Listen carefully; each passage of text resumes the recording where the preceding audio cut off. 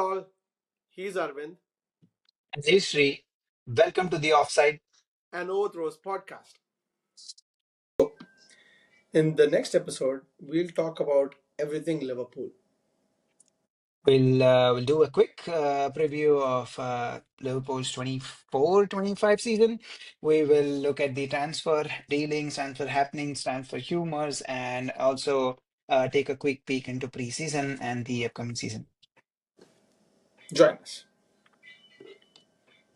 Hey Arvind, Hey Sri, hey what were you Sri. celebrating last week, man?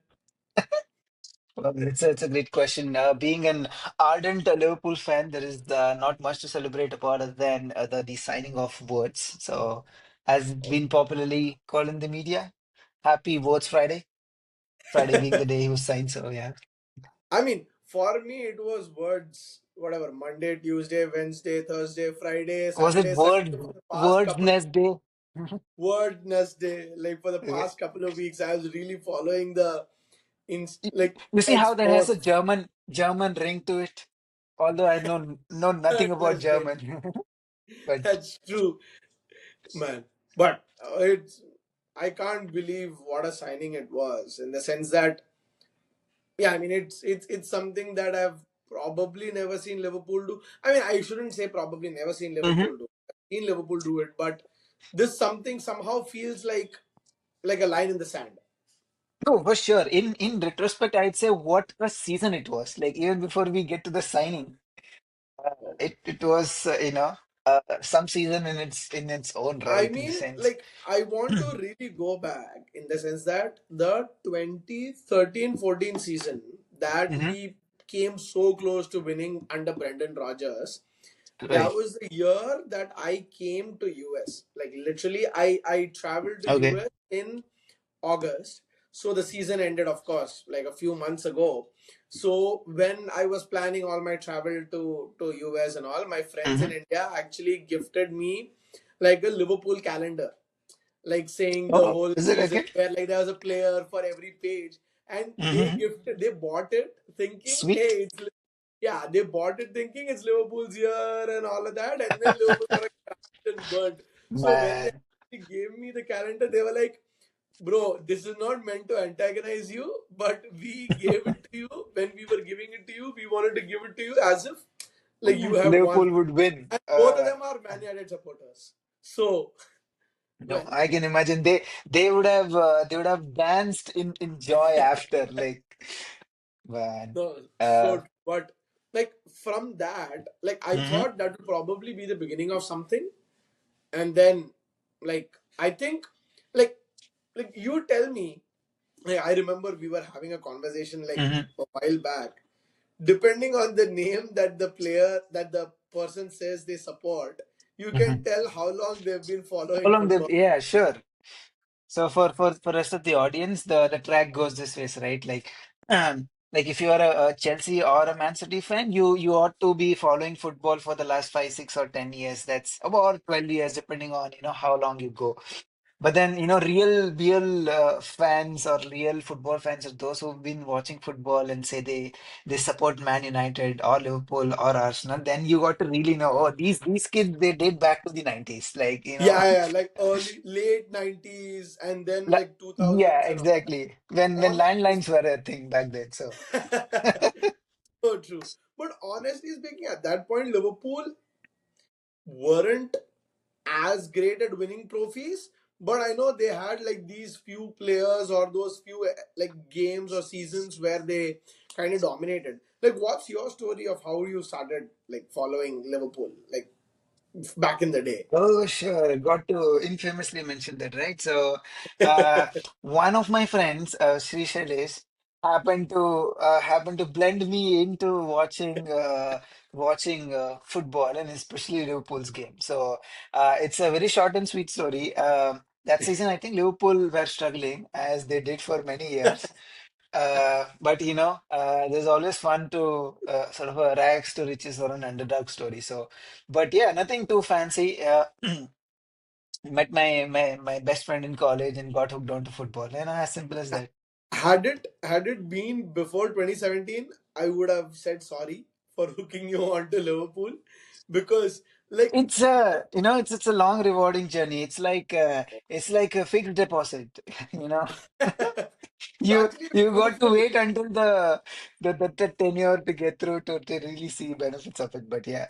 That's actually a beautiful analogy because Hmm. at least when we started following Liverpool back in like late 2010s, like I'll say late 28, 2000s, 2008 or something. Yeah, yeah, 2008, 2007, Liverpool weren't the best team in England, but somehow they had the ability to have these glorious cup runs.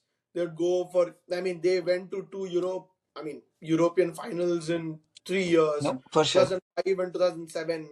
Even in 2008, they were looking really good, but I mean, they were beaten by bad defense in a Chelsea game where You know, the, Chelsea the, basically the, just the, the knocked them out. stories that were sold to me was how a certain El Nino, Fernando Torres, terrorized the best defenders in the world.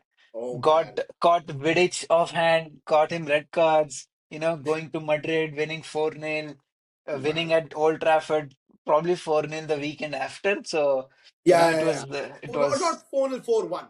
I think 4-1, we won whatever. Yeah, yeah, yeah. But 1-4. historic stuff. So Oh man, that's my Liverpool story. at that time when you were following Liverpool, actually, like at that time when we were following Liverpool, it is almost like they would have these really high highs, and Mhm. then they'll be like, and then you'll be They like, like where run did out of steam it or go? gas towards the end and like crumble, like, they were never really a force. Bringing like that's a beautiful way to bring it back. Hmm. Last year, it almost seemed like that. It almost seemed like the last stretch, but honestly, even without, like, I'm sure after we were formally confirmed, mathematically confirmed as the champions, Liverpool like literally went on vacation. They went to It, Dubai, it, it, partying.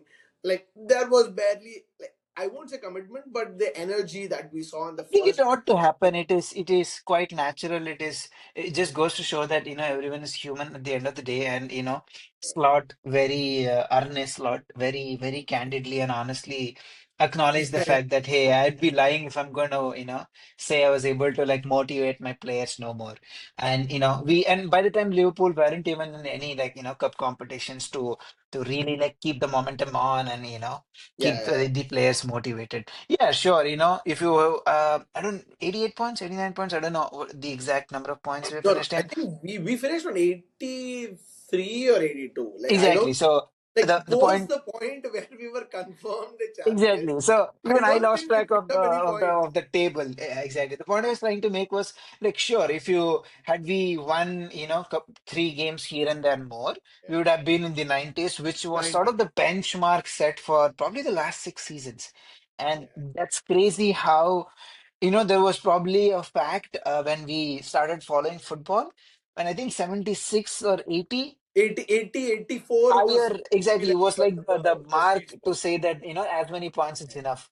But then those brutal 6 years, Klopp and, Guardiola like chasing each other's tail, and, even 99 points wasn't enough in a season. So, Oh man. uh, I think it so, was 97, 96. I think 96 or 97 is what we ended on, and they went and they one were a point. point ahead of us, Yeah, 90, yeah. 97 or No, something. Yeah. but I think like it's very interesting. There is Hmm. so much talk. There was so much talk that the league was weak. It's not a great year. Where it's like the number of points to win the league is so easy. Liverpool lucked out. Like I want to like just post a question to you. Hmm. In 2000s, early 2000s, mid 2000s, or even 2010s, 2015s, the benchmark to win a league was 85 in the sweet spot, Ish somewhere points. between Yeah, 80 to 90s. And exactly. at that time, it is claimed Premier League was the best that it has ever been. There are so many big teams, everybody is capable of beating each other. Yeah. What's different between that and this year, where again, like an 82, 83 wins you the league? Isn't it the same that you have so many strong teams who are capable of beating each other? Great question. That's a very great, like, it's a very thought-provoking question in other words, and I'll tell you why. I think the story, or as they say, the details, or the devil lies in the details. Like Yeah. it's like once a game is through or once a season is through, you just look at the score line or the points table and be like, oh damn, like Liverpool were like 9 points ahead or 12 points ahead. Yeah, They were like runaway winners. But I think that is not truly the case. It so happened to be more so towards the end of the season. But then, at the first half of the season, it was still very closely contested. Like, yeah, yeah, I would say many teams, I mean, City arguably probably fell off guard or off yeah, sort of the race sooner. And yeah, yeah, again, much sooner, we much don't sooner. want to digress. We don't want to stray offside with that conversation now. But the point I'm trying to make is it's not really the case. I don't. Then if that's the case, then you'd probably have to go doubt every season that Alex Ferguson won as well. If you look at the table and be like, God, like is he really that great of a manager? Like he's probably 6, 7, 8 points ahead. That doesn't say a lot. But I think the fact of the matter is there were many very closely contested games that was like literally fought tooth and nail. So yeah, the points table doesn't really convey the whole picture. I mean, that's actually well said in the sense that I feel last year, like if you look at the table, we had Liverpool, Arsenal, uh, Chelsea, and then you have Newcastle. Yeah, You have arguably, yeah. Aston Villa, Bournemouth, Brighton. Like literally every team among these, I know could beat each other. Like I've seen games. Man City. Sorry, I forgot Man City. Exactly.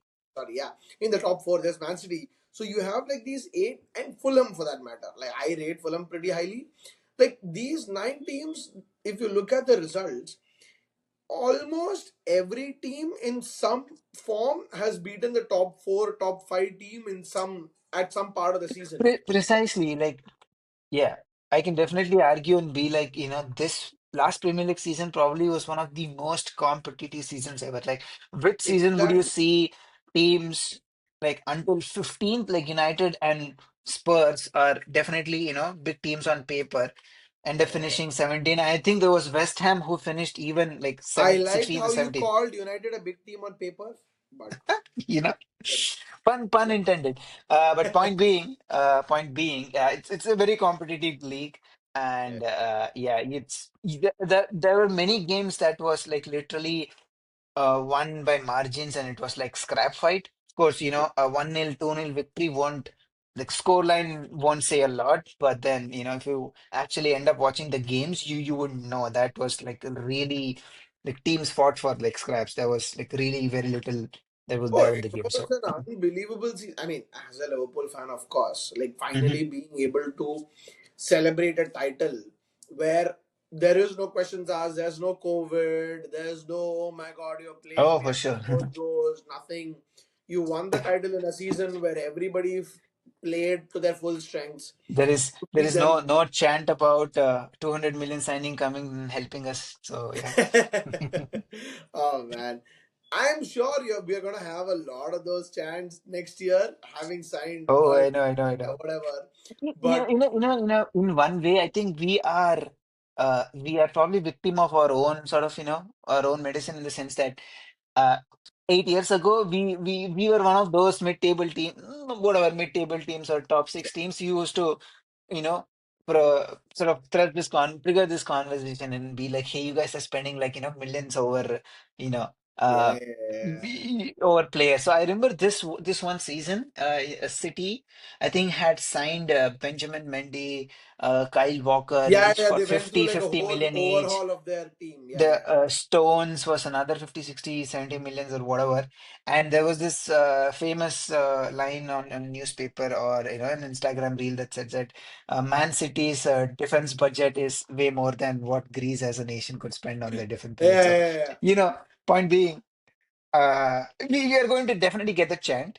But I think end of the story, our defense is going to be, hey, as long as we are PSR compliant and we don't have 113 cases against us, I think we are good. So 115, maybe 116. So shots fired. shots Man fired. City Yeah. fans out there, But at you. there is actually a very funny meme I saw like just before we got on this call Mhm. where like there is a next comment saying Liverpool still have 4.7 billion remaining from their 142 million Coutinho fund.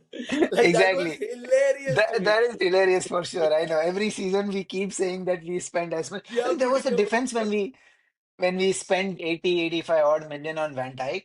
Yeah, And in time, I don't think people actually talk about price tag as much. If the player goes on to live to the billing, even Allison for that matter, he was probably like the expensive keeper of all time, and then in came Kepa. So he these are just numbers that are eventually going to be sort of no. I think the served by point someone is else. this. I think the point is this. You when you pay a certain amount or certain money for a player, Hmm. there is going to be external pressure. I'm sure the player, no matter how strong they are mentally, there is going to be a point where they feel, wow, that's the price tag.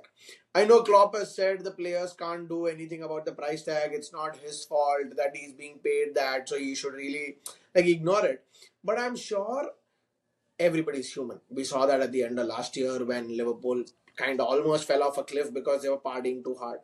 So you the players definitely feel the outside stress of the price tag, and if they have a good start, perfect, like everything is good. Like I'll give you examples. In the last few years, like I'll say three Hmm. years in the Premier League, I'll say there have been three players who breached the 100 million mark. One was Declan Rice for Arsenal, who is undoubtedly unanimously a hit. Like he So probably formed the midfield of that team. You have Moises Caicedo. Now he's a hundred. yeah, I mean, he could have been our Liverpool 110 million player. almost broke the Yeah, bank and bid for him. So yeah, he could have been our 110 million player, but like eventually he went to Chelsea. Like good for him. Like eventually, I'll say the first year that he played, everybody made fun of him because he was a flop. Like he did not get going. He wasn't able to deliver. Some like things just didn't click. hmm But now, like everybody spoke about his price tag, what a waste, what this, that, and whatever. Now this year, if you look at most Premier League team rankings, they have Caicedo as probably one of the best defensive midfielders defensive in the midfielders around. Yeah, yeah, yeah. he's eventually come of age. Like he's come to, I won't say justify his price tag, but he's definitely making his mark to be one of the Sure. best. And the third is Enzo Fernandez, who I think the jury is still out. Like I think he was signed Yeah, purely on the World Cup hype, and he hasn't sure. yet found his place in the team. He's not a CDM or somebody in the mold of a Gravenberg. He is Yeah, not I a mean, he's probably Caicedo. more like a box and box to box or a more advanced, See, role would exactly, probably right? suit him. In the modern game, Hmm. unfortunately, there is no place for a box to box midfielder. Like, I will say, in our days, a Steven Gerrard, Frank Lampard, like, you had players who will run up and down, up and down, up and down. They'll impact the game in a defensive role individually and then Yeah, impact the game in an attacking role. Honestly, Declan Rice could be that. Declan I Rice could was be a box to box midfielder, but he's not used in that capacity. He is not sure. used that player who runs up and down. People are now more used in specific roles. So I think he does not have the output numbers to justify being a number like whatever number 8, number 10, Number, yeah. like in front of Cole Palmer. Like nobody Yeah, does. I think you brought up a great point. Uh, I wouldn't necessarily say to counter it, to even support that argument. I think lot it lies on a couple of different factors. One, first and foremost, is I'd probably say like formation the team plays in. Yeah, Let's say if you play a 4-3-3 versus a 4-2-3-1, you have a 4-2-3-1 has a designated number 10 or a designated attack molded midfielder. So, okay, that formation, and of course, and hence the sort of the responsibilities that come with the each of the players, and what yeah, duties they cover differs. So, so that sort of distinguishes an attacking midfielder against a defensive folded midfielder. yeah, I think both Enzo Maresca and like Chelsea and Arsenal predominantly played 4-3-3, and a lot of it is fluid as well these days. Team yeah, yeah, yeah. attack in a certain formation, defend in a Certain certain formation, correct. formation, but by the function of the formation as well, um, because there are three dedicated midfielders. one person, depending on their engine and sort of their stamina, Yeah. gets to play that box to box player who is tasked with the responsibility. So I think a lot depends on team setup No, and right. I mean, the only point I was formation. trying to make is he hasn't yet made his mark in the team. So So the for sure, 100 yeah, yeah, price tag now depends on whether Wirtz either has a good start or if Liverpool for shield him, sure. however it goes. So The it's other point on Enzo Fernandez I wanted to add is I think I read this on a news article somewhere. He was also sort of engulfed with like off-field yeah, theatrics. yeah, yeah, yeah, yeah. After Uh, Argentina won their World Cup, correct? exactly, it doesn't help. On the very same note, Fabian Wirtz is has had a very South Asian upbringing. It seems he Oh. had limited TV time. He had limited, had to like study, get through his homework. So for folks who are more interested, go check out Athletic article. That is where I read this. But Wow. point being, he's very conditioned, he's very disciplined, and he's 22 years old, and I think he's going to be definitely much better than probably how an Enzo Fernandez ended up turning. And the fact being, sorry, just to add another point, and the fact that he was with Xabi Alonso, I think also makes a difference. Xabi Alonso, he's a legendary defensive Midfield. midfielder of his time. Correct, correct. So that sort of discipline and positional awareness, sort of comes with it. And again, there was this Sky Sports interview where I heard, the journalist mentioning the fact that how Xabi Alonso or and his coaching staff used to have extended sessions with words Wow. working on his sort of defensive side of the Ability. game as well. Yeah, he So was apparently the player who made the most defensive like attempts or pressing moves recovery, yeah, right. for Bayer Leverkusen. So he's not just a luxury cam, but Hmm. like okay, before we start talking more about Liverpool's transfers next year and all, Yep. in Hmm. terms of the last season, like I'll personally ask you. Obviously, the team is the MVP. Everybody wins. Everybody is an MVP. Right. But who would you say other than Mo Salah? See, everybody knows Mo Oh yeah, Salah is yeah, the best sure. player in the league, best assister, best top Mm. scorer, Ballon d'Or contender. Like I Sure. don't think he'll get it though, but fine. Yeah. But whatever, he's I think way above everybody else in the league Hmm. in that front last year at least. Yep. So other than Mo Salah, whom would you class as three players who were kind of transformational to get this team into a Oh wow. like? Do you have you Um, thought about that? no, I have thought about it. No, for sure. Um, Hands down, the first name has to be Ryan Gravenberch. Yeah, yeah. That is, I think soon this is going to be a conversation where Liverpool has like unlimited transfer equity.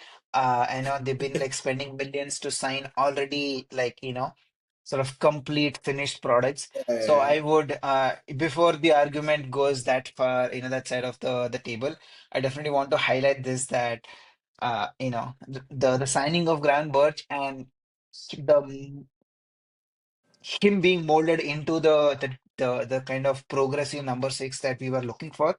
Infamously, a certain Martin Zubimendi sort of turned his back on us.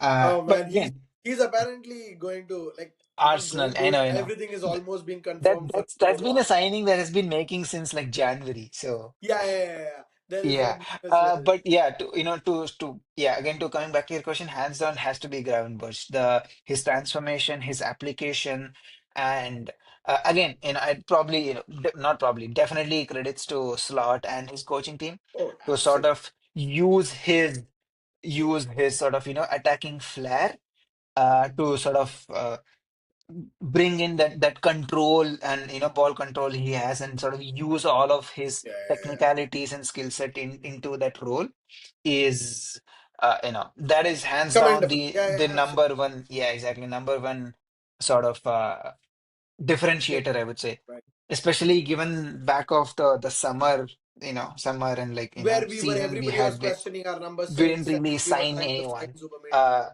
so yeah, hands down, Grant Burnbush has to be the number one pick. Uh, Three would be difficult again, three would be, and why I say three would be difficult is sort of And who's difficult to two? go Who's two? that. Yeah, no, no. I'm saying, but two again. Probably, I'm going to go for someone from the sort of the from the left field and call probably McAllister. It was again his second season. Oh, We can make yeah. I can, you can pick three and even call like Dominic Szoboszlai. The fact that he was that that engine energy. of our team. Yeah. He was not a box to box midfielder, but then even being a number 10, he made runs Perform the and like activities of a box to covered box midfielder pretty also. much every inch of the every inch of the grass, as they say it. Correct, correct. Uh, Again, yeah, these picks are surely, as I said, more like, left field, more like the unsung heroes. You always have your Salahs and Van Dijks and Yeah.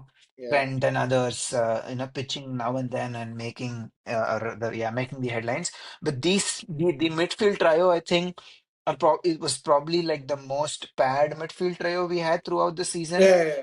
and Yeah.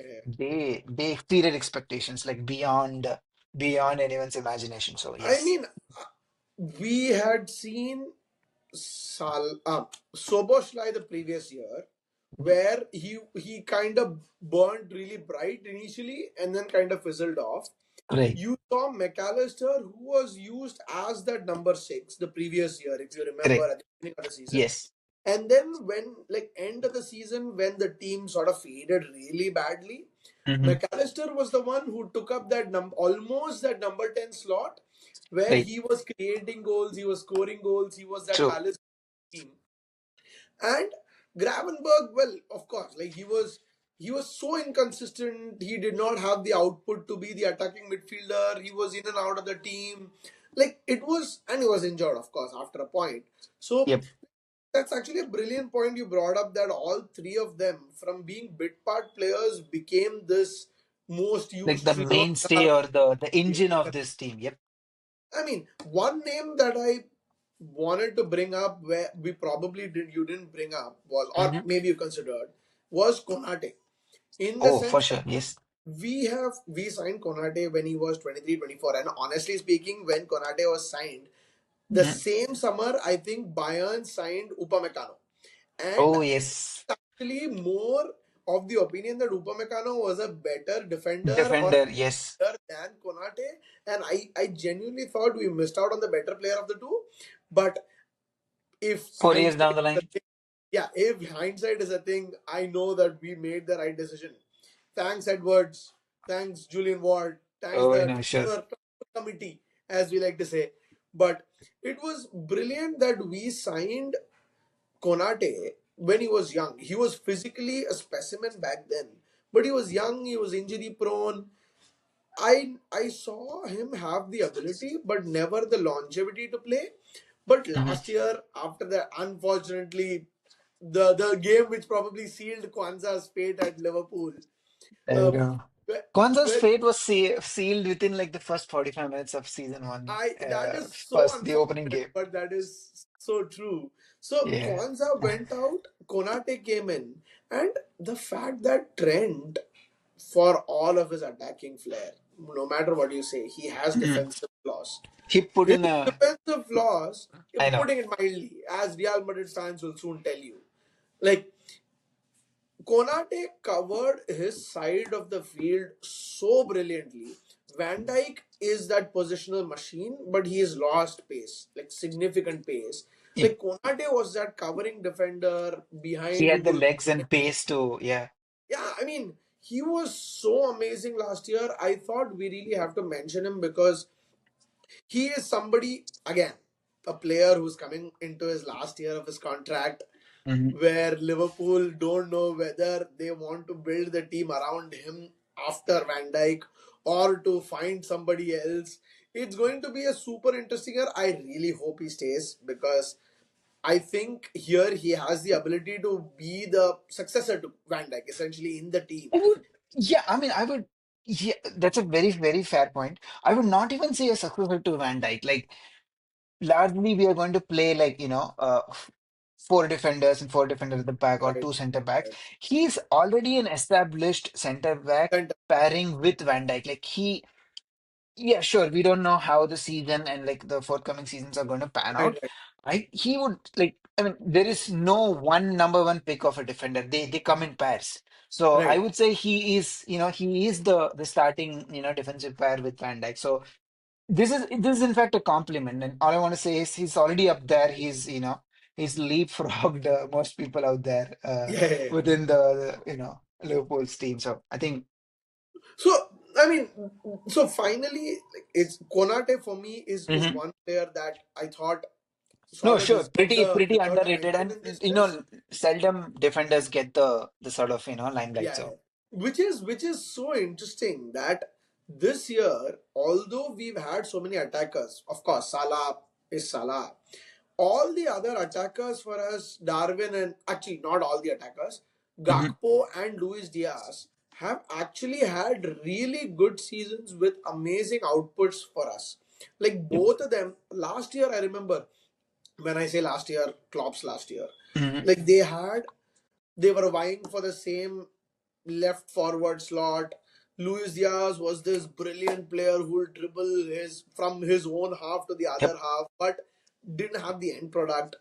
Gakpo seemed too one-dimensional in the sense that he just cut in and score, just cut in and score, Right. and not even score, like just shoot. Like it won't. He was played as a forward. It was so muddled. Mhm. Last year, one thing was that Luis Diaz, when he started the season, he started as our first choice left winger, Definitely, and yes. his output was brilliant. Like the beginning of the season, he was scoring goals left, right, and center. I'm like, wow, what a Mhm. slot done to him. Then he definitely tailed off in the second of the season.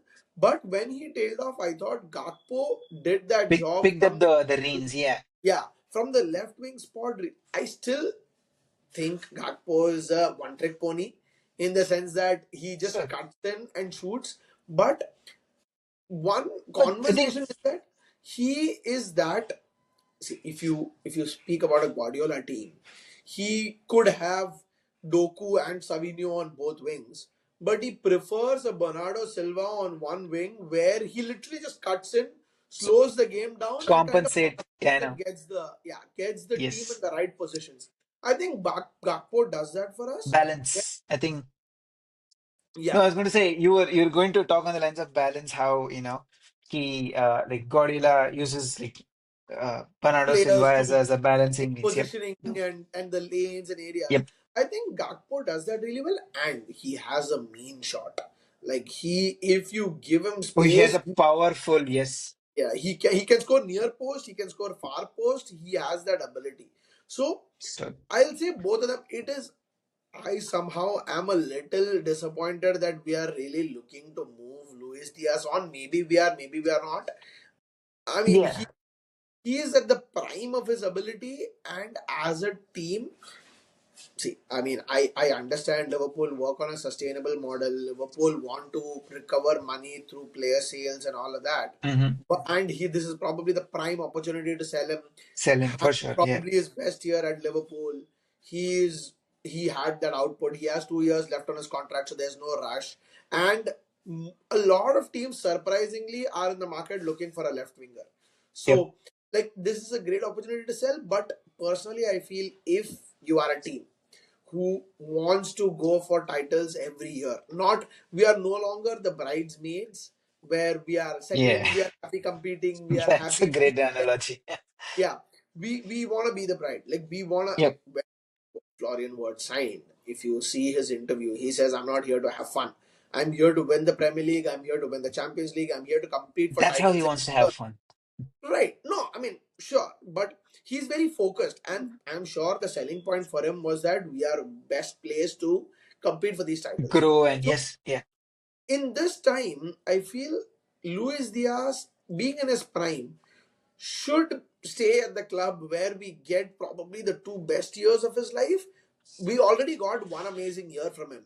Yep. If we get a couple more years where we win either the Premier League, hopefully the Champions League, hopefully a treble, Hmm. but that will be probably what I would want to see. But I don't know where the club is going. So Yeah, that no, I is agree.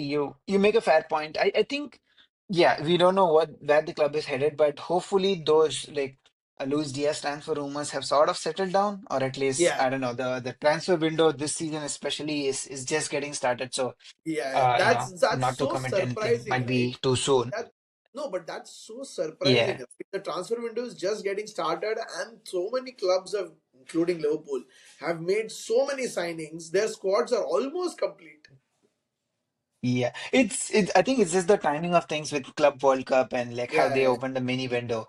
So, but back to the point on like Luis Diaz and Gakpo, I'm honestly very happy that we have Liverpool has two very competent left winger, left forward who can actually, drift in and out, which is probably what you need if you want to go compete on all fronts. Like yeah, we are playing more games than ever, especially with the new yeah, yeah. Champions League format. So I would, without the blink of an eye, just keep both like Luis Diaz and Gapco and they're like the form they are Exactly. in, and they can interchangeably used as an left forward, Or a forward. maybe a number 10 soft false nine or even a forward. So their versatility and that fluidity that they bring by Yeah. like being able to be taking up multiple different positions, that's going to be crucial. So I will hands down take that over anything else.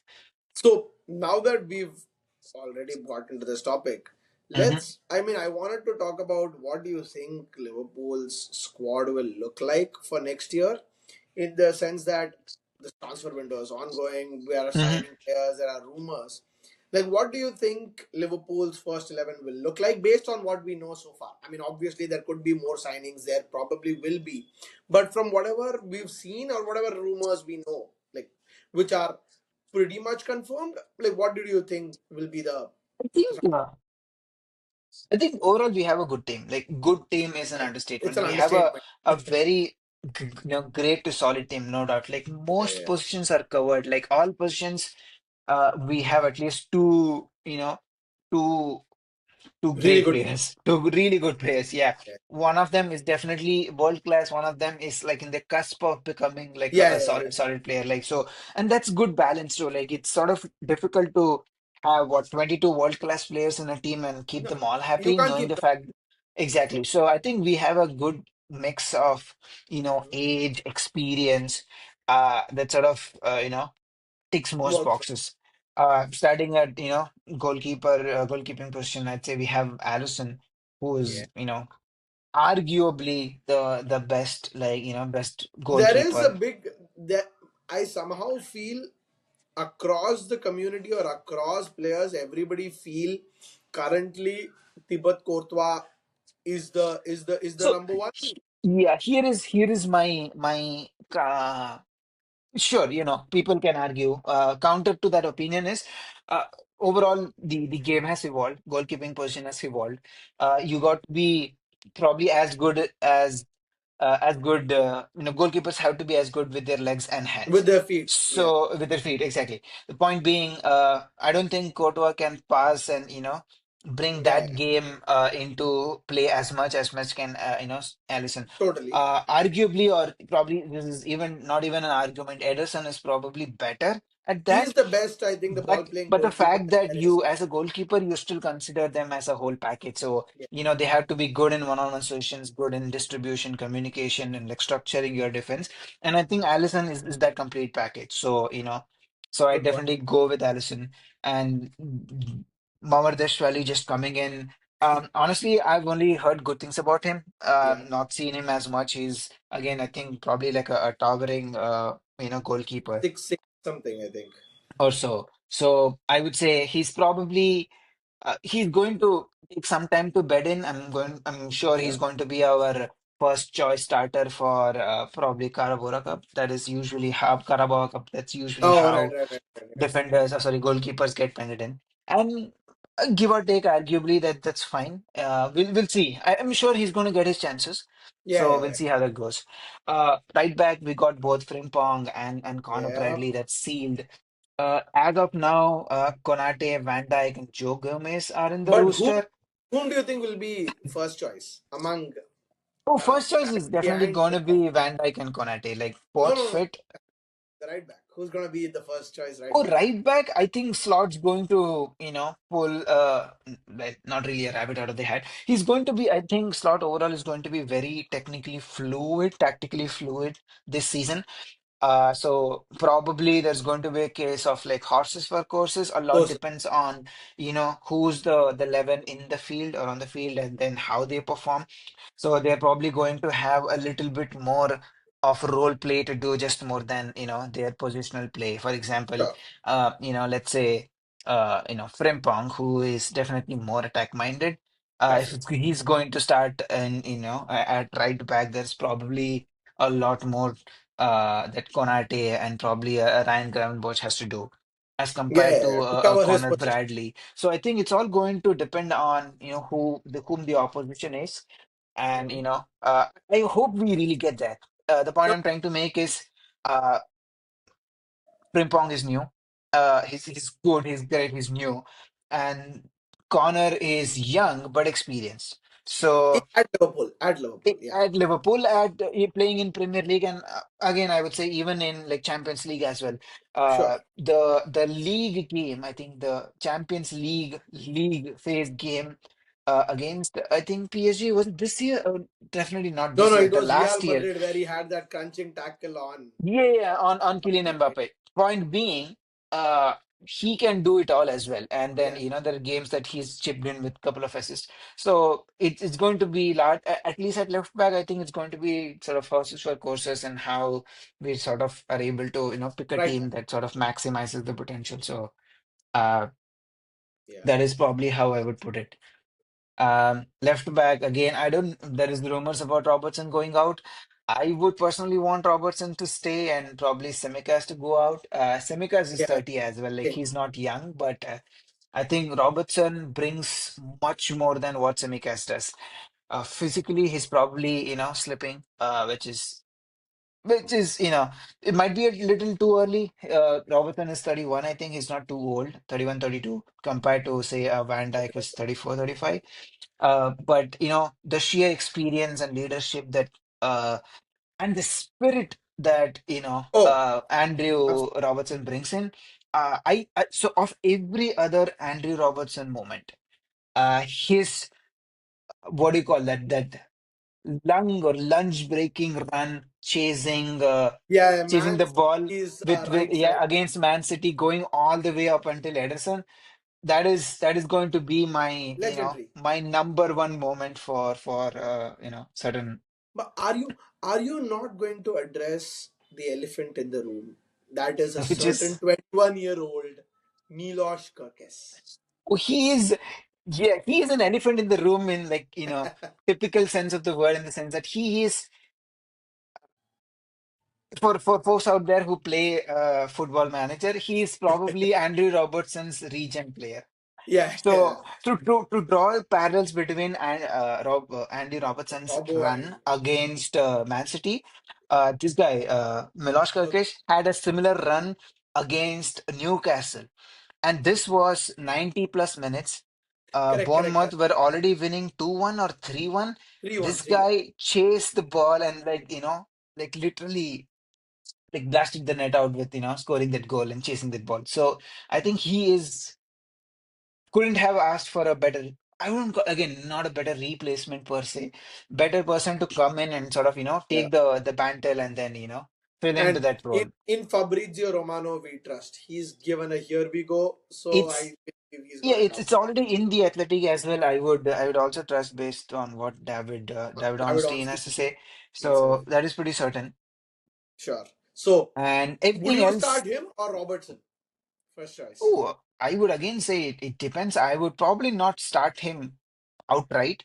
Okay. This year I think there's going to be a lot more fluidity, lot more sort of rotation. We Hmm. have to go again, and we have Yeah. to go all the way along. So I think both the players are going to get enough minutes. Minutes. I hope we get there, honestly. The idea being we are going to go away from a season or from one player playing all the games. Almost all game. Mo Salah was an exception last season. He's wow, he's a phenomenon. Let's Yeah. uh, let's not dwell there right now. Point Yeah. being, uh, if you have equally good players, it's a great headache a manager could have. And Yeah. it is also a boon for the team in the sense trying to put the team forward. The Hmm. overall quality of players playing and being on the pitch is going to, is going to be at a certain level. Go And, up. Yeah, yeah. even your replacements or subs that who come in will be able to like uphold that intensity, that quality. So that's Correct. how I see Miloš Kerkez play Okay. out. Okay. And And then we're sort of set in, sorry, now we are back to the midfield. The three bef that you picked. Okay. I the three that we picked, I think Words would I wouldn't say he would be an automatic starter. Again, he's going to probably blend in. But I also hope that the blending time is not going to be like 6 months. So hopefully he comes into the foray of things, But sooner whom than does he later. come in for? Wow, that's a selection headache, I think. I think he'd play as number 10, and if he plays as number 10, I'd probably drop Dominic Szoboszlai to like an 8 or a box to box 8, and then either Gravenberch or McAllister as the number 6. Who who Oh. who Oh, who so can you're argue? saying you will probably pick Soboshlai and Words as almost sure shot starters, and you'll pick one of Grav or Mecca in the team? It would, I mean, on paper, if you go by, FIFA, FC 25 ratings, that's probably how I would put it. But Wow. yeah, yes. Interesting. Okay. I mean, again, as I said, end of the day, they are all going to get their chances. No, I mean Preseason, everybody's gonna get and their chances. hopefully Is there are no injuries. No, that's Yes. that. Honestly, rotation is a thing. Like that's gonna happen. But the point is about Yep. what do you think will be your first choice? Like if everybody's fit and Yep. you want to play your best team, like what would be your best team? Sure. Like there are a couple of positions where Yeah. maybe you're kind of plus minus, but that's what I want to ask, right? I want to put you on the spot. Like who's your best 11? Now it's a very interesting claim that Words Soboslai will play and one among Grab or Maka will play, which could definitely be true. Like you Yep. never know, but yeah, I mean that's going to be an interesting conversation, and I don't know if I feel bad or I don't know if I um, if it was meant to be. Mhm. Curtis Jones was speaking so highly of Slot when Slot first came in, saying it suits my style, it's Yeah. for me. I mean, I mean, it's gonna help me. I'm gonna become a better player. And sure, like definitely his output or his performance in this team was much better than what it was maybe years ago. Yep. But he almost always was a second choice for every position. He was a I know. second choice number 10, he was second choice number 8, he was second choice number 6. Left to Now, the, yeah, I with know. words, with words coming in, my worry is he becomes third choice for every position. So I don't know how it And works out for him, but yeah. It's completely true. You bring up a great point again. It's sad in the sense that you see a homegrown player sort of fall yeah, down the pecking lines. But again, yeah, this is football, unfortunately. In a sense, not to say that he's any less talented, but definitely not as talented as probably a worse yeah, seems to be right now. So, but again, yeah, he get his chances, probably not as much as the others. And yeah, right. it does, you do feel bad, but such is the world out there. You know, It's the सबको harsh सब नहीं मिल realities of the जिंदगी में सब नहीं मिलता है ऐसा है. the harsh realities of what The the control we get. Yeah, So true, true, true. and your front three are like Salah and Front three for now, I'd probably, yeah, definitely keep Salah. I would keep Luis Diaz, and as if as okay, left wing, left forward, okay, and I'd assume assuming we don't make any more signings, and I certainly don't think we are signing Isaac. I know yeah, Isaac has been in the stories. It would be too yeah, much. I definitely Wow, you never know what's gonna happen. sure. But I definitely don't see Liverpool signing 200 plus million players in the same season. But that said, I don't I'm think it gonna might be a problem for us, but I think, I mean, honestly speaking. But Hmm. I don't think Newcastle sell him. Like that's period. Like no Yeah, matter and what we offer. honestly, I agree. I don't see that. Plus, honestly, sort of debating the other side of the things, I would want him to stay at Newcastle. Like Newcastle are under Eddie Howe are seeming very, very solid. Yeah, yeah, yeah. So I would want him to stay at Newcastle and sort of want to see Newcastle become a force. Like I don't know. I have always not been a fan of top clubs in the same league poaching, top players Players. from and sort of the rest of the teams in the Right, league right, and sort right. of blunting them. That is so Bayern and Paris-esque. So Correct. I'd Very true. but that said, of the sort of existing resources, I'd probably definitely go for Diego Jota, a fit Diego Jota, who's scoring and sort of best of his touches Yeah. is going to be man, that is going to be like a very frightening front three, front Short. four. The point I'm trying to make is all of them are, barring maybe Salah, are going to be so fluid. And Yeah. what by fluid I mean they can literally rotate, Rotate position. left, center, and like center forward so much and that could create opportunities. That And could and back one of players our out of position. existing forwards could rotate being forward and offside. I don't know Being whom you're forward and talking about. offside. Darwin Nunez. He can I, be either a forward or he can be offside. Pretty much sure that summed up the argument. I somehow don't even want to talk about Darwin Nunes. Oh man, Uh, I have such high hopes. I had such high hopes for him. I still do somehow. Like he is, if you remember supporting Liverpool in the old years. mhm, When I say old years for us, it's late 2000s, early 2001, 2000, like I mean late 2000s, 2011, 12, 13, whatever. mhm. At that point there were players whom I would rate so highly. I'm like they're so good, they can do so much, but they just would fizzle out.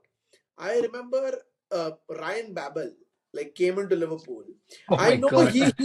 he became this cult hero when he scored against like he won that penalty against Arsenal. He scored against Arsenal. He scored that winner against Manchester United, and Hmm. then like he had a bullet of a long shot. He scored one against Leon. No, sure, Like I yeah, always felt, oh he's there, but he never made his place in the team. yeah, sure. Yeah, it just never worked out for him. Like I somehow feel unfortunately for Darwin Nunez that's where it's going. That's that he has those moments of brilliance, those moments that we'll remember. Like for sure. Like Newcastle winner, and then you have the Brentford winner last year. Yeah, exactly. But he just isn't good enough to be a first choice starter for a team which aims to Yeah, I get agree. Not a club of Liverpool stretcher yeah. right now. Yeah. Which is so So, sad. Which is so sad because honestly speaking, he has the pace, he has the physicality, and if you believe it or not, he has good passes. Like he assists Salah really well. I know, yeah. Here the pass he laid off for Elliot when like kind of we scored that smash and grab winner against PSG. Yes, He was the one who won that ball. Like he yes. has that ability and even goal scoring. We've seen flashes of really good finishing from him, but So yeah, it never I comes have together. an it just came to me. I have a very uncanny, story and parallels to draw between Sure. Darwin Nunes Okay. and, wow, people are probably going to roll their eyes and probably like how Karna in Mahabharata sort of, you know, forgets his shooting abilities just at the right moment. That is how bad Darwin Nunes can be with an open goal. You would be puzzled with how the hell did he miss and Yeah, yeah, yeah. There, Wow. there are But compilation. That's actually a very left field like comparison. I am no, still honestly, but yet to think get about on it. board. That I is need to so dig in. true. That is so true. Like, dude, you are so talented. As you just rightly put, he is, physically very capable. He's called the chaos merchant. That is what you Yeah, need yeah. in the Premier League. You have good passes, or arguably decent passes, and you For a can set forward. your team For a players forward, for a he's good. forward. Yes. But then, dude, how do you like? Did you just leave your scoring booth at home? How do you not score? And that's But that's actually super sad. Like, yeah, I mean, it's been an ongoing story. I know both of us wanted it to succeed, but unfortunately, it seems like it's not going You to. know, it is. Yeah, I mean, he's still going to be a success story if Liverpool make like 60, 70 million out of him, Yeah, yeah, sell him to definitely. like Saudi. He is a success story. I will. He would be. He'd probably not get a mural in Liverpool, but I would forever remember him. So, Hey, he Lu- is part of yeah, giving us the 20th league title. Like nothing for can sure. No, take. no, no, exactly. Even so true, so true. Yeah, So I was going but to bring up. Yeah, yeah, go for go it. on, go on, go on, go on, go on. No, I was going to bring up another piece of very hot out of the press news, Okay.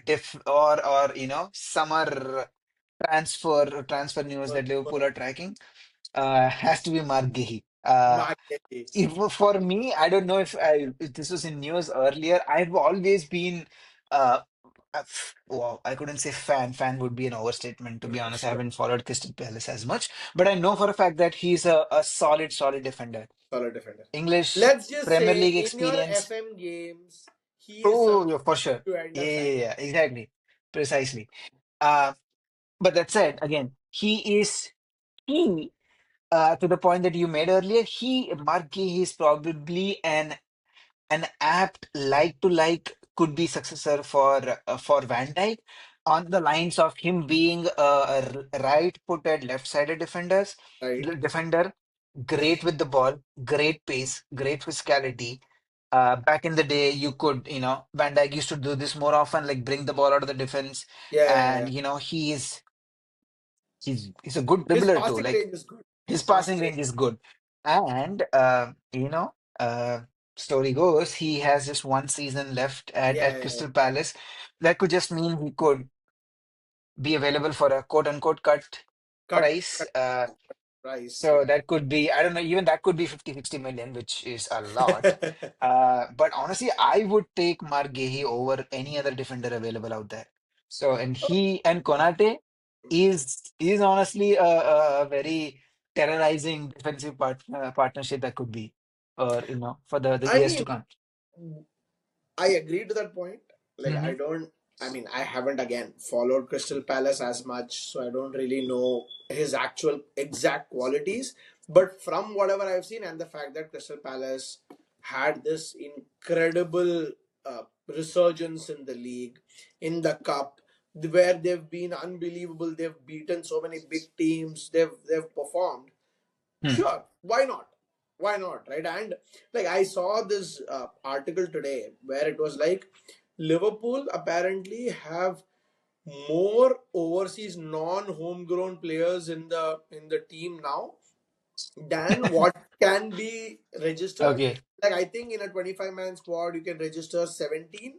Liverpool apparently have 18. Yeah. So with that, Oh, Liverpool. Nunes is going for sure. So apparently one of those 18 is actually Calvin Ramsey. So sort of that kind of does the trick for us. Oh, But I mean, I know you didn't even realize he was still at Liverpool, but sure. But yeah. uh, I mean, but having said Connor that, Connor Bradley's rise. but we lost out on Trent, who's a homegrown player. We are most No, probably, it seems like, going to lose out on Elliot because, yeah, I mean, I personally feel that guy is too good to be rotting on our bench, dude. no, Give for him. sure. You did you see he's captaining England under England 21s? He 21s, got them yes. to the semi-finals. So Yeah, he's actually a good player. I so wish if not at Liverpool, he should definitely go, like, hopefully he gets to play for like a top six Premier League team. If yeah, not, probably apply trade, go to, yeah, Germany or Spain where your physicality is, not as yeah. much needed, and then you can be like a great player with the ball at your feet. So I mean, I so want to have a long conversation about Elliot. We'll do that on one a different podcast. let's try Yeah, to yeah. not stay offside. We'll do that about about players that we feel probably could have had a better career at Liverpool had it Oh not no, been for sure. for Hey, circumstances. for all you know, honestly, Curtis Jones could be part of that conversation. So, Correct. We need to have like a episode dedicated to that. yep. We'll hear about that. But yeah, back to the point. Kwanzaa has a here we go to Bayer Leverkusen. So that's one more homegrown player. So we are essentially losing out on three this year. And losing out on three, you definitely need English players and players to kind of replace them in the squad. So that's why I feel, and I don't know if many know this or not, Frimpong counts as a homegrown player I know, because he yeah. definitely come through Man City's academy. Academy, So yes. Frimpong gives you one like to like replacement for Trent in the like squad registration terms, Hmm. but that's why Mark Gehi makes even more sense for the team in the sense that he becomes that English player. Plus, Right. obviously, I won't sign a play. I won't want Liverpool to sign a player if he's not up to the mark or does not have the caliber. He Yeah. was England's best starting centre back in the Oh, for last. sure. Yeah, yeah, yeah. He was Crystal Palace's captain, and I was he about, was that was the very next point I was going to make. For all you he want and need, he a defender, being captain of the being team. correct. So he definitely almost ticks every box that we want, that we are looking So for at this point. yes. So I, but very football manager Hmm. suggestion. But I have an extremely high regard for Alessandro Bastoni at Inter Milan. Like Okay. personally, I feel if there is somebody who can, like Saliba is, I don't think he's the next big thing. He's already a big thing. Oh So yeah, I don't sure. really count him as the next big whatever. I count Alessandro Bastoni as probably the underrated superstar that people aren't talking about. He has, like, there was a video, I think a couple of years ago, I don't remember the exact Hmm. timeline. He played a through ball from his left center back position in a back three, which curved its way into their striker's feet and he Oh my scored. God. Okay. he, his passing ability is brilliant. He's a beast in terms of his physicality. He has a mean tackle. Italian dude. What else do you need To as a center? their, yeah, Yeah. So gutsy I and feel fiercey. and Inter, they have those PSR issues. They have not PSR. They have those Yeah. financial issues with their ownership. I think, Hmm. yeah, I think it's an Asian ownership group who are having Chinese consortium. Yeah. correct, correct. So, and their manager Inzaghi left for Saudi Arabia. So, Right. if there is ever a time to try to poach him out of them, I would say Sure. this is it. And he's a Yep. left-sided center back, left-footed center back. Left So, footed center back as well. Yep.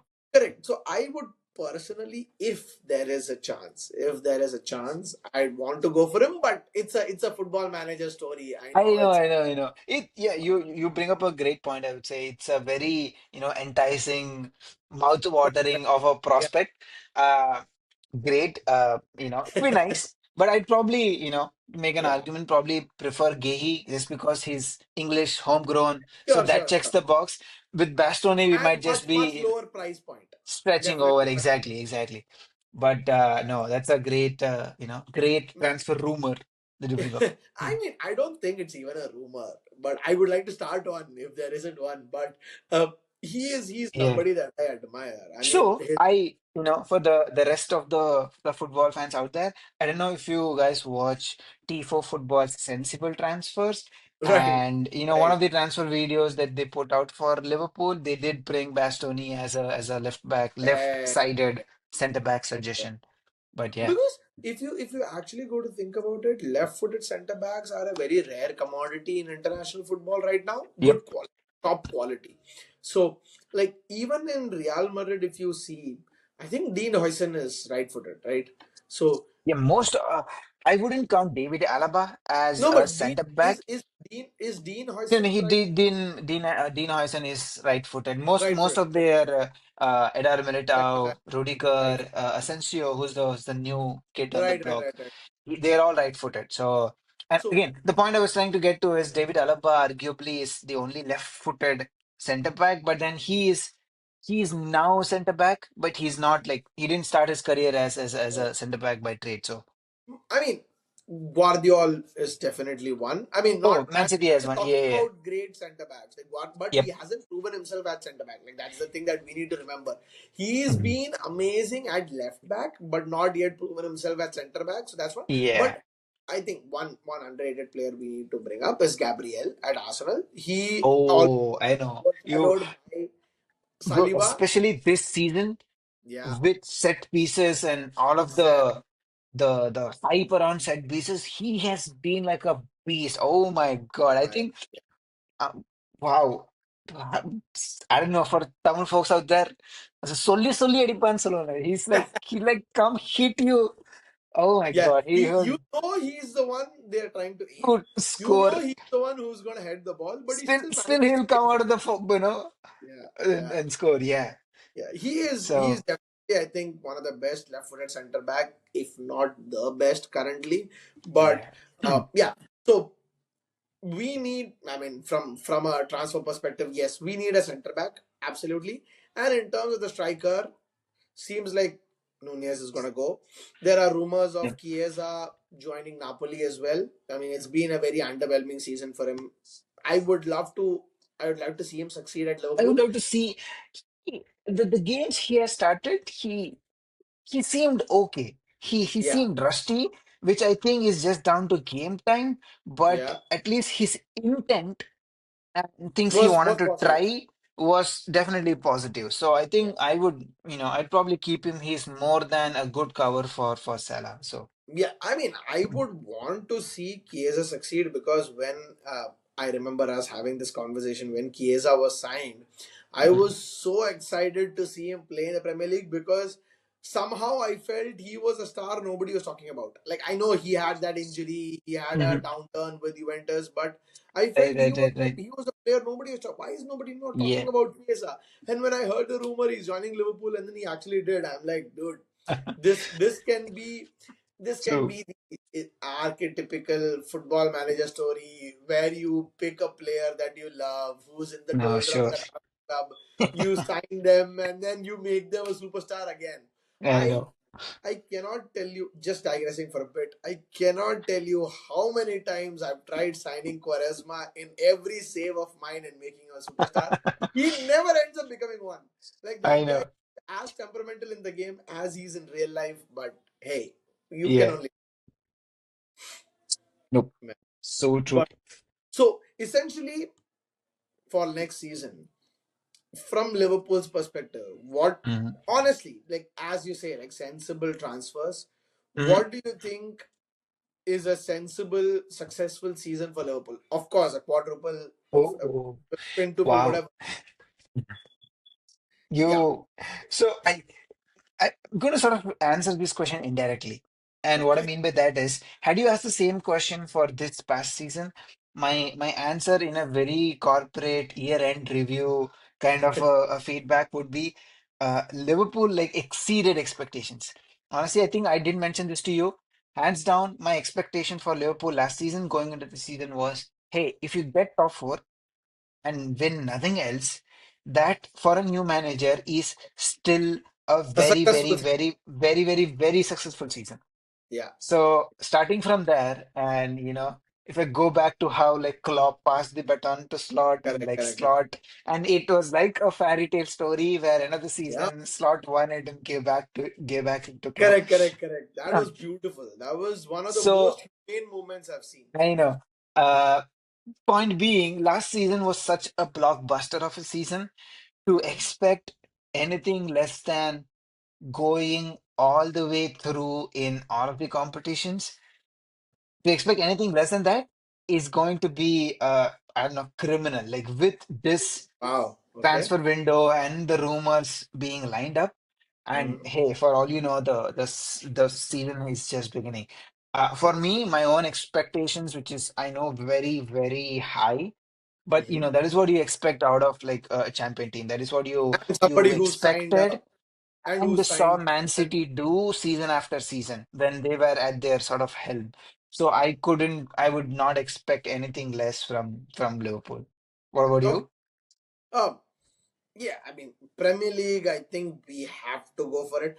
For me, it's like you have only made your team better than what it was last Precisely, year. yes. So from that, I know even Man City have made their team better. Arsenal, I'm sure they'll sign a forward. At some point, Arsenal are going to sign a forward. Like let's just say that they Mhm. might we might think they're not, but they are going to sign a forward at some point who will score goals when it's needed. For So sure. with that, Arsenal are going to be right up there, and like I mean Chelsea are good, but I don't think they're good enough to challenge yet. But given these two teams coming in, I Hmm. fully expect Liverpool to be in the battle.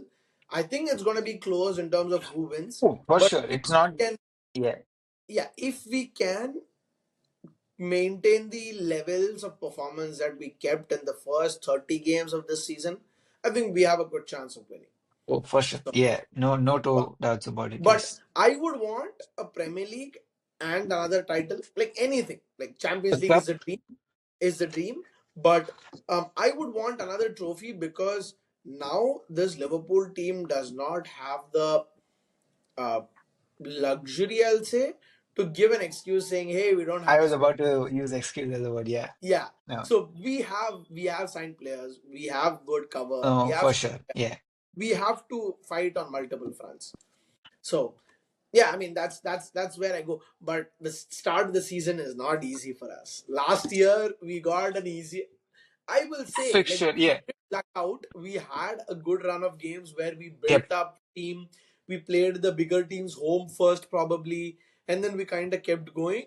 But Yeah. this year, it's it's like boom, boom, boom from the beginning itself. I know they're tough fixtures on paper, and that's the thing. I think Premier League increasingly is going to be so.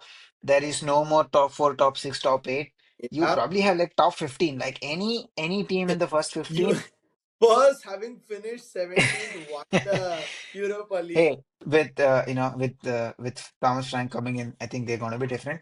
But again, point being, Premier League is going to be tough overall. It's even if we had so-called easy fixtures on paper, I think it would still be it would still be tough. So yeah, Bournemouth, Newcastle, Arsenal. I think that's the lineup. It Yeah. seems pretty And pretty it's tough. Bournemouth home and Newcastle away. Like I know. Newcastle away is a very tough fixture to It's a very tough fixture, I agree. Yeah. I think not that any of these three teams have had an extended sort of postseason. The yeah. point I was trying to make was, with Liverpool not being in Club World Cup and most of the players sort of Yeah. getting an extended sort of rest summer Summer, yeah. and to recover, I think it's going to be good start. I think Liverpool are such sort of champion team and players on the old staff are such a how do you say of like champion quality and mentality. I would not hope that they would take anything for granted and That's they would. actually a nice point that you like brought up. Like just as a quick point before we kind of end the podcast, Mhm. Johnny Heitinga has been mentioned as one of the catalysts for actually the improvements that Oh came yes, in the so the many tech, the players. brain behind, yeah. Yeah, exactly. I won't say the brain, but definitely the Not person who really, yeah. aided development, the More development of more the more tactical side of the things, yeah. Working with the correct, correct, players, correct. yeah. So now him having left, and the news currently is that Giovanni Bronckhorst will replace him as the assistant manager to Hmm. Slot. Do you think that will make a big impact, and how big of an impact it will make? And as a follow up, what do you have to say about Linders being the assistant manager of Guardiola? Oh, okay. The first question, my honest opinion is I don't think it's going to matter as much. And where I'm coming from is a year ago, rather Slots first season. Do to be honest, did we all know who Johnny Hettinger was? Like from his Everton playing days? Yes. Sure, But did we yes, know he could be such a successful sort of a coach who could like definitely. work in the weeds, work with the players and excuse I me. mean, I did not know. I won't assume everybody did know, I but I would, did. yeah. I mean, so I, as someone who is an ardent FM fan or FM player, um, I would say I knew he's a good coach overall, but to say that he would have such a big impact, would probably be, I would be lying. Point I'm trying to say Correct. is, many of these sort of coaching roles are very qualitative. You cannot really quantify the impact they've had in the team. And to say that, they are leaving a void is difficult to, sort of, come up with a debate for. Like, if that would have been the case, then, slot filling in after Klopp going out was, Flop, yeah. probably a bigger thing to follow. I think, overall, again, overall club's recruiting strategy is top notch. So, he was a vital piece of the cog, very instrumental in our success last year. Him moving, I'm very glad for him personally, like Yeah, him going he's on to the become manager of like Ajax. Ajax's model, like, yeah, exactly. Best luck to him. I hope he, Yeah. uh, you know, he sort of builds a name for himself as a manager, first team coach. But yeah, long-winded way of saying that I don't really think it's going to matter as much. Hmm. Giovanni Broncos is a good name. Yeah. Arguably, probably a better footballer than say Johnny Hettinger's playing days. So Probably. I would, if you want to use that as an argument to answer this question, I'd probably say yeah, he's going to be like a more than apt backfill. Replacement But for him. yeah, honestly, yeah, coaches can do as much as it. So I Yeah. would not deep and sort of a segue into your former question, Pep Lingers. Again, honestly very happy for him. Yeah. Overall, I'm sort of it was a bummer that he couldn't sort of get his managerial career Career. up and Yeah. flying with RB Salzburg. But hey, it happens. Not everyone is sort of cut out to be Steven Gerrard being being Oh man. being that name. Ouch, that hurt. I couldn't Oh get man. myself to say that. Point I know. being, I'm very happy for him. Is he going to come back and haunt us or, sort of bite us at the back? Not really, I would say, because we are no more the Klopp team. Exactly. Slot is tactically way more astute. I mean, I don't want to say way more astute. He's just, way astute and shrewd. I think his And play way of playing is very different to the team that probably Linders remembers when he was. Exactly, exactly. So yeah, sure, he can, he would know our players much, much, much better than Better. most others. Hey, but then, at this point in time, every team has a good data analytics team, and they Yeah. would have figured as much in terms of, hey, what's like Van Dijk's strong point, or Strength and weakness. yeah, weaknesses, and so be Salah. And then yeah, so I don't really, hold grudge him joining Oh no. our rival team or nothing of that sort. Had he joined a Man United or an Everton, maybe that would have hurt. You could probably, argue on those lines. But somehow City, sure, City has been our rivals, but it's not like historic. Yeah, yeah, yeah. Liverpool and City have to probably go another 40 years for us to For us make to that become. historic sort of claim. Yeah. So yeah, all in all, I just think it's good, you know, just good progress for Good for him. football folks. I And mean, and it's yeah. Sorry, please no, no, finish. go for it. The thing that amuses me is the camaraderie that Pep Guardiola and Yep. Klopp have. Yep. The what I read in news was Guardiola reached out to Jurgen Klopp to sort of get a feedback on Pep Lingers. And then of Yeah. course, Klopp had a glowing sort of recommendation for him, Of no course. doubt. But the point being, it just shows that the sort of amount of respect that wow, Jurgen Klopp and Pep Guardiola hold for each other. If you would ask, could Arsene Wenger and Sir Alex Ferguson could have done this the same back in the day? I don't think so. They No, I mean, would not. I think football back in the day is very different to football Yeah, now. yeah, Like, precisely. and So, personality wise as well, Guardiola and Klopp, although they're very animated, they're very aggressive, they're very yep. passionate about football, the way they approach coaching or the way they approach it, I think is Mhm. very different to what probably a Saf or a Wenger did. So I don't think that's a fair comparison. But one thing Okay. is, one point that you brought up was definitely true that they both have faced each other in Germany, have faced each other in the Premier League, and definitely hold each other in really high regard in terms of Yes. improving each other's teams or each other's coaching styles. Like And I to definitely iteratively, keep calling yeah, each other out and being like, hey, I got better because of you, and then yeah, vice versa. that is like pure. I don't know. It's Humanity. not I'll say camaraderie. humanity and It's respect. yeah, Like yeah, that. yeah. Yeah. And every it's probably like a lesson to take out of their books and be like, hey, if that is true modern day rivalry, like you want to beat them, but then like beat them on the pitch, off the field, Yeah. you can have a good banter and chat about it. Wow. I mean, it just a small point through Mm-hmm. that. Apparently, there were these news reports and obviously interviews and all from players Mm-hmm. that although Inter Milan got humbled by PSG, Oh my Inter God. Milan's players after the end of the game, they actually waited for all of the celebrations, the medal giving, and everything to be done to Mm. actually congratulate the people, the PSG players before they left. I, Oh, I is it? thought, I thought it, yeah. I mean, that was a. It I tells mean, you two things. honestly, they could have just rushed after the game finished, shook hands and then left. I mean, I But would have. I know I would have, I know, no, but no, that's so nice of them to give the winning team the space to, sort of. it kind Uh, of tells you two things about them. One, that the players do not take it like personally to the point whether like how could you beat us? Not an ego thing. They yeah. just realize, hey, on football terms, you were just better than us. Like there is nothing we Yep. could have done. Legit, they couldn't have done anything more. And Yep. secondly, that tells you so much about the manager. You've seen managers who lose finals have a salty attitude, go on berating, say Talking stuff. about a certain Jose Mourinho.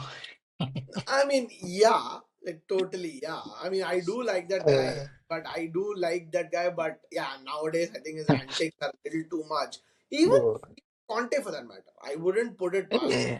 Conte, he's a sore loser, and to some extent, I've seen Klopp and Guardiola also be sore losers at times. Hmm. I've seen Guardiola say like things. I've seen Klopp say things after they lose and all, but it says so much about their Yeah. manager Inzaghi that like he kept that respect, maintained that respect among So, players yeah. and the other manager.